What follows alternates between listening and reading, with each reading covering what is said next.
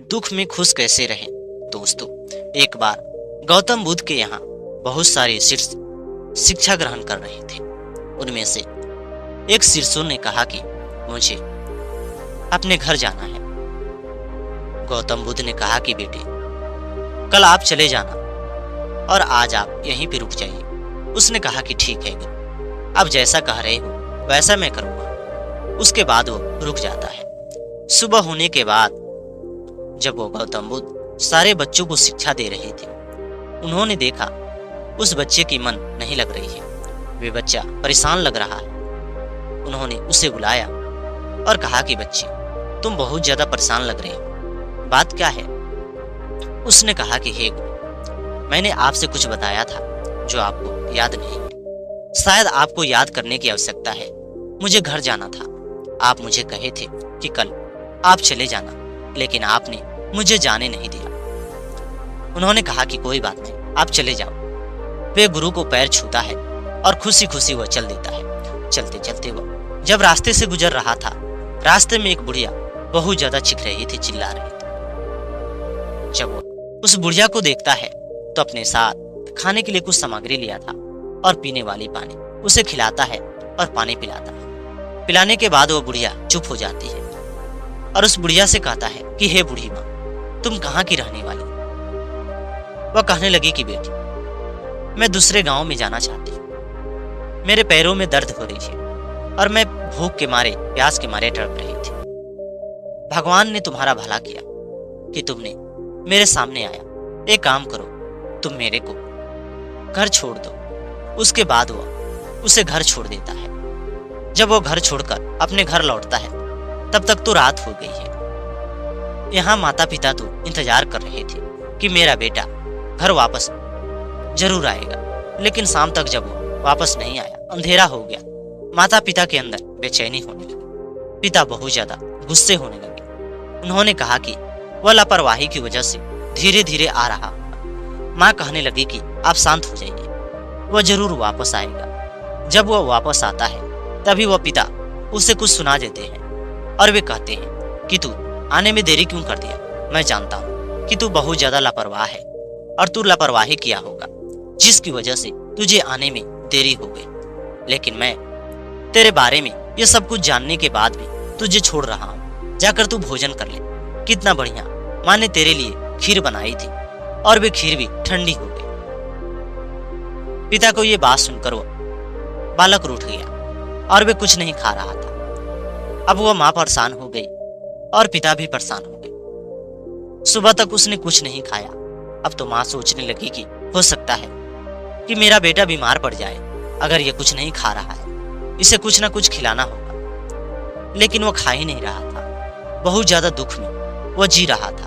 माँ कहने लगी कि एक काम करो, आप गौतम बुद्ध के पास जाओ और गौतम बुद्ध से ये जाकर बात को बता कर आओ कि हमारा लड़का ऐसे नाटक कर रहा है।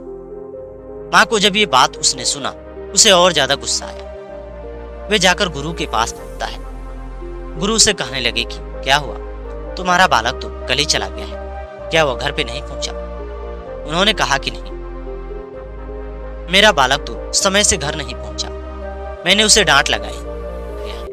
रात में भी उसने खीर नहीं खाया। वे हमारा इकलौता औलाद है, उसके लिए हमने खीर बनाया था, उसे भी नहीं खा पाया। सुबह भी नहीं खा रहा है। अब तो हमें डर है कि कहीं वह भूख के मारे उसकी तबीयत खराब ना हो जाए। गौतम बुद्ध कहने लगी कि तो तुम यहाँ पे किस लिए आए हो? उसने कहा कि मेरी पत्नी बताई है कि आप जाओ, गौतम बुद्ध को अपने साथ लेकर आओ। हो सकता है गौतम बुद्ध को देखकर वह मान जाए।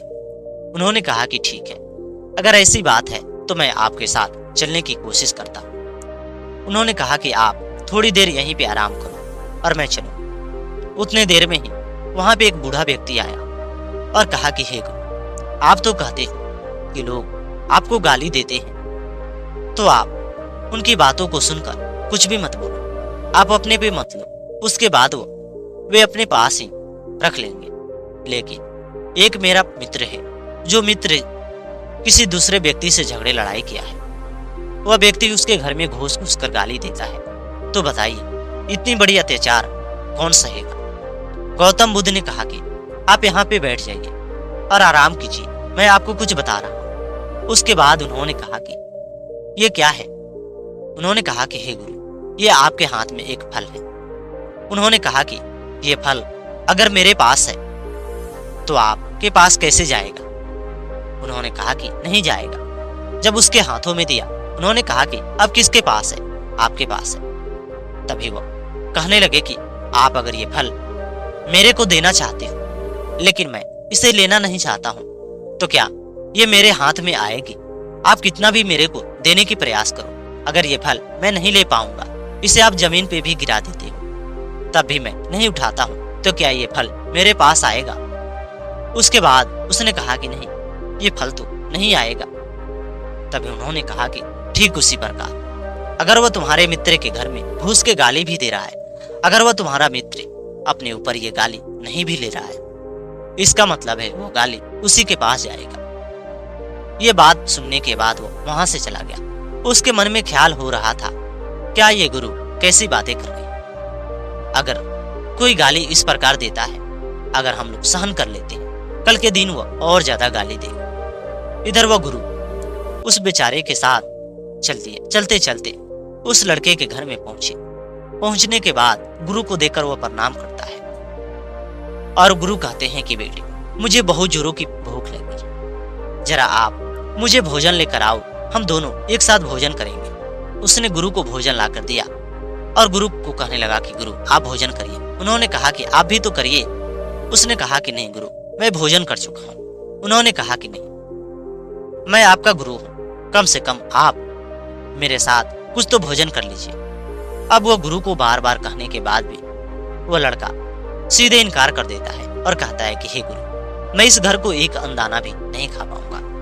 उन्होंने कहा कि क्या बात है बेटे, मैं तो तुम्हारे घर आकर भोजन कर रहा हूं, लेकिन मैं ये बात नहीं समझ पा रहा हूं कि आप अपने घर को भोजन पानी नहीं कर रहे हो, आखिर बात क्या है? उसने बताया, अपनी पूरी कहानी बताई।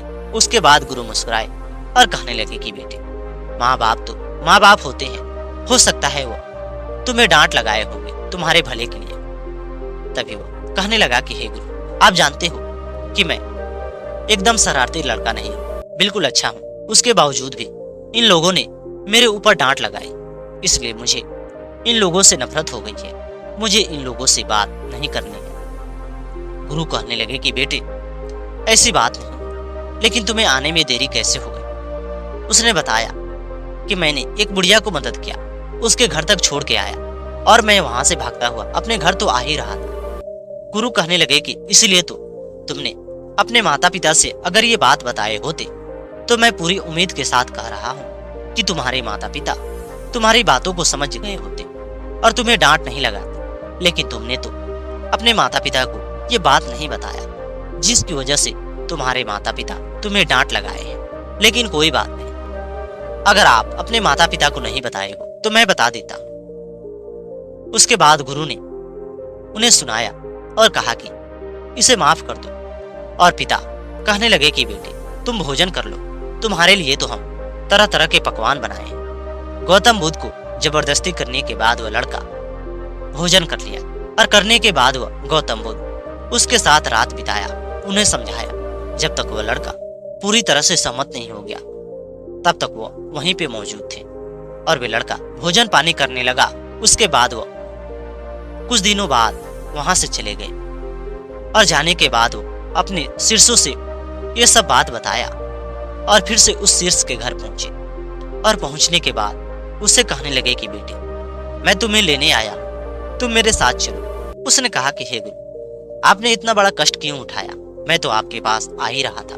उन्होंने कहा कि नहीं, हो सकता है तुम दुख में हो, इसलिए मैं तुम्हारी सहायता करने के लिए ही आया हूँ। अब अपने माता पिता को पैर छूते हुए वे गौतम बुद्ध के साथ अपने आश्रम चला गया और वहीं पे जाकर वह फिर से अपनी शिक्षा को ग्रहण करने लगा। तो दोस्तों, इस तरह गौतम बुद्ध ने अपने शिष्यों को जो बहुत ज्यादा दुख था, उसके जीवन में दुख था, उसे दूर किया और उसे खुश करने की प्रयास किया।